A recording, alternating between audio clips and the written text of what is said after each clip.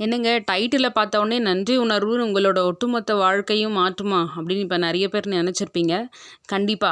நம்ம கிட்ட இருக்கிற நன்றி உணர்வு நம்மளோட வாழ்க்கையில ஒரு மிகப்பெரிய மாற்றத்த கொண்டு வரும் அப்படின்னு தான் வந்து ரோண்டா பைன் அவர்கள் இந்த மாயாஜால புத்தகத்துல வந்து குறிப்பிட்டிருக்காங்க.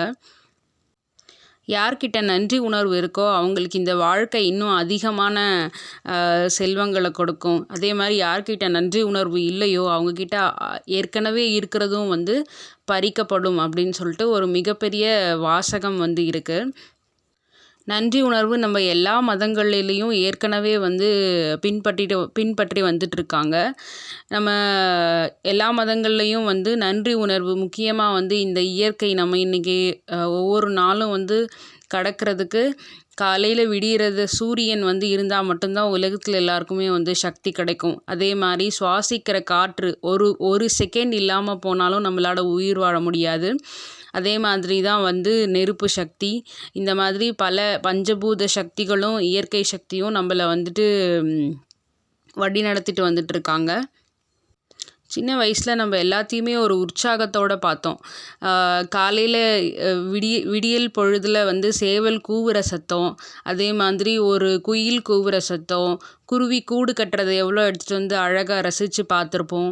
அதே மாதிரி ஒரு பல்லு விழுந்தால் கூட அதை வந்து மாட்டு சாணத்தில் வந்து பிடிச்சி நம்ம வந்து கூரை மேலே போட்டோன்னா திரும்ப ஒரு புது பல்லு முளைக்கும் அப்படின்னு சொல்லிட்டு அங்கேயும் வந்து நம்ம ஒரு சந்தோஷத்தை தான் வந்துட்டு அனுபவிச்சிருப்போம். அதே மாதிரி ஒரு பட்டாம்பூச்சியை பார்த்தா ஒரு சந்தோஷம்னு சொல்லிட்டு எதை பார்த்தாலும் ஒரு உற்சாகத்தோடையும் மகிழ்ச்சியான எண்ணங்களோடையும் நம்மளோட வாழ்க்கையை வந்து நம்ம கடந்திருப்போம்.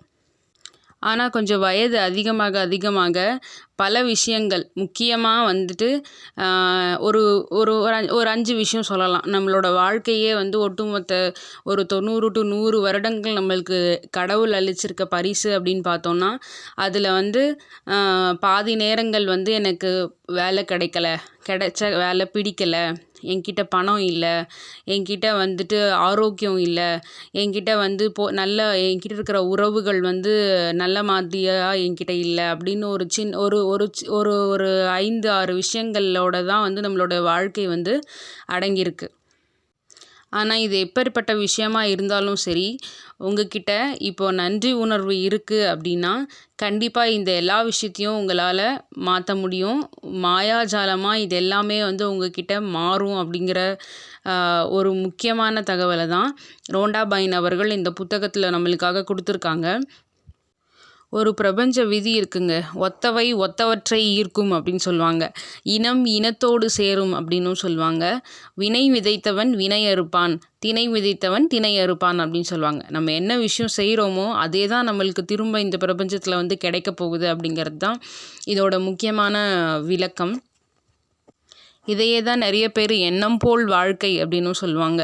நல்ல எண்ணங்கள் வந்து அதிகமாக இருக்கும்போது தான் அந்த எண்ணங்கள் வந்து திரும்ப நம்மளுக்கு பிரதிபலித்து அதோட பலன் வந்து நம்மளுடைய வாழ்க்கையில் கண்டிப்பாக அனுபவிப்போம் அப்படின்னு சொல்லுவாங்க.